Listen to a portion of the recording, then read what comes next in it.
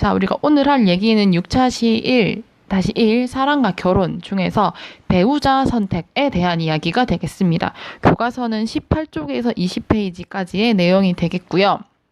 자, 배우자라고 하면 다 알고 있겠지만 보통 우리가 이제 신랑 또는 신부 또는 내가 결혼하고 나서는 나의 아내 또는 나의 남편이 되는 사람을 배우자라고 얘기를 하겠습니다.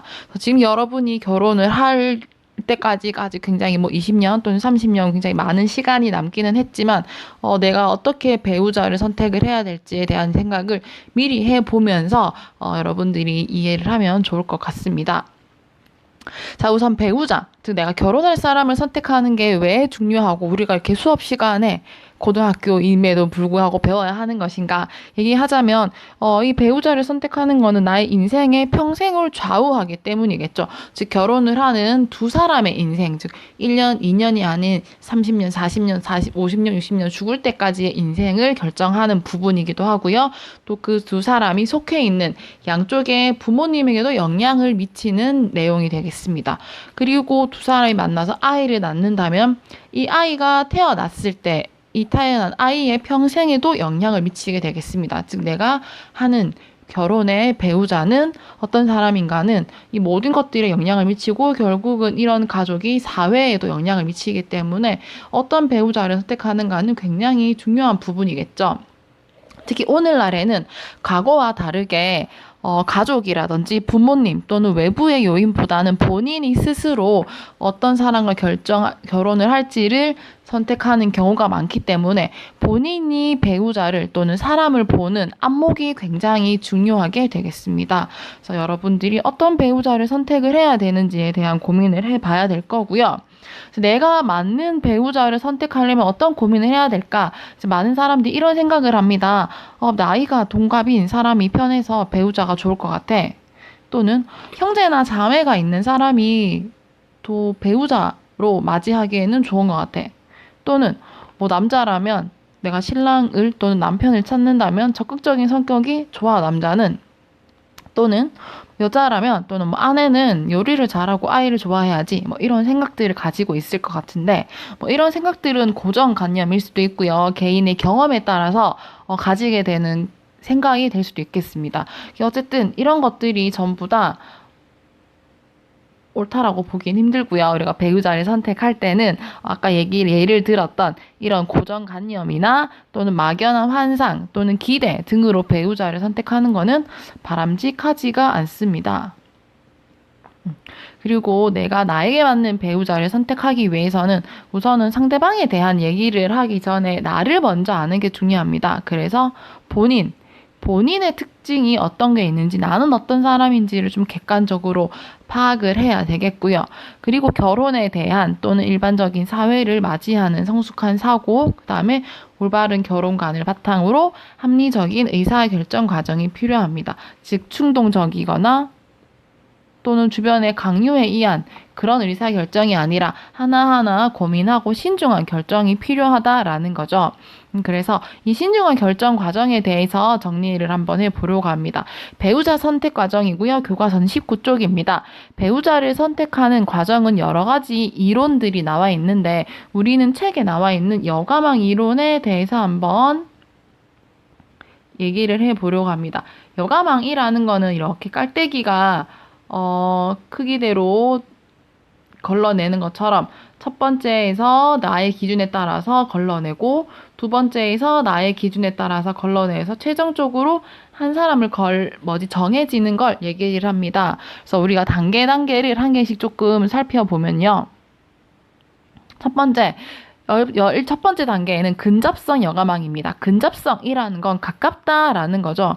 즉 내가 현실적으로 그 다음에 지리적으로 쉽게 만날 수 있는 상대 중에서 배우자가 될 사람을 고른다라는 뜻입니다. 예를 들어 우리는 경산에 살고 있는데 여러분들이 경산에 쭉 살고 있게 된다면 경산 또는 대구 또는 경북에 있는 사람을 만나서 연애를 하고 결혼을 할 확률이 높을 겁니다. 서울에 있는 또는 미국에 있는 또는 유럽에 사는 사람보다는. 왜냐하면 현실적으로 그리고 물리적인 거리적으로 만날 수 있는 상대가 쉽기 때문이겠죠. 첫 번째는 근접성 여가망. 내 주변에 있는 내가 만나기 쉬운 그런 위치나 거리에 있는 사람을 먼저 만나게 된다라는 뜻이 되겠습니다.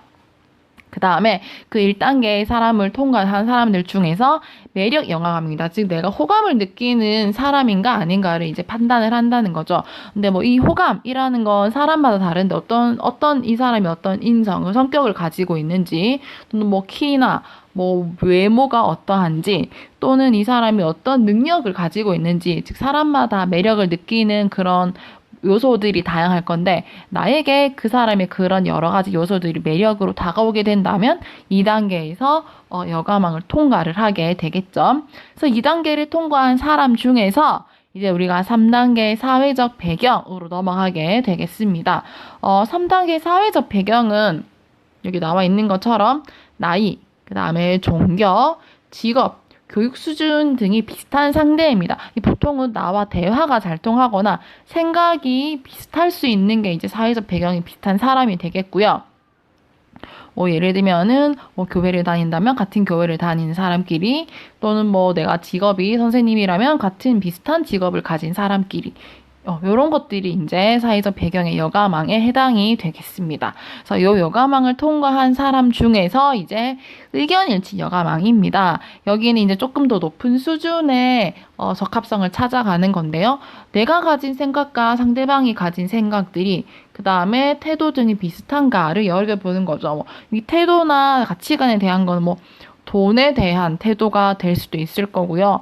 기본적으로 쉽게 얘기해서 뭐 예의 범절에 대한 그런 것도 될 수가 있겠고요. 또는 뭐 정치적인 부분이 될 수도 있겠고요. 뭐 예를 또 다르게 얘기하면 뭐 애완동물을 기를 것인가 말 것인가, 어떻게 대할 것인가 등등 굉장히 다양한 사회 부분들에서 어떤 가치관, 견해, 태도와 나와 생각이 비슷한가, 유사한가, 다른가 등에 대해서 이 여가망을 거치게 되겠습니다. 자, 이 여가망을 통과하게 되면 이제 5번째, 상호 보완성의 여가망이 됩니다. 이제는 나에게 부족한 것 또는 내가 갖고자 하는 것들을 이 사람이 도와주거나 나의 부족한 점을 채워줄 수 있을까를 얘기를 하는 겁니다. 그래서 서로 상호 보완이 되는가의 여부가 되겠고요.